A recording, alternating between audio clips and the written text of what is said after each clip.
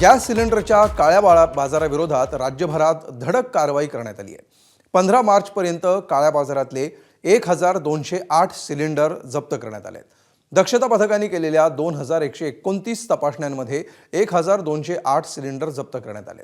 जप्त मालाची किंमत जवळपास 33,66,000 रुपये इतकी आहे। काळा बाजार करणाऱ्यांविरोधात आतापर्यंत 23 गुन्हे दाखल करण्यात आले तर 18 जणांना अटक करण्यात आली आहे। 2026-27 पत्रान्वये सर्व जिल्हाधिकारी यांना जिल्हा स्तरावर दक्षता फिरते पथक स्थापन करून आवश्यक त्या तपासण्या करण्याच्या सूचना देण्यात आलेल्या आहेत। राज्यात त्यांची अंमलबजावणी सुरू झाली आहे।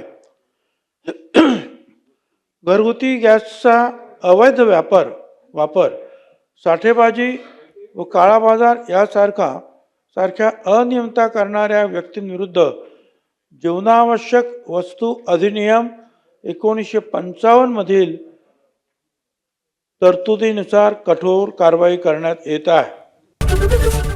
एबीपी माझा, उघडा डोळे बघा नीट।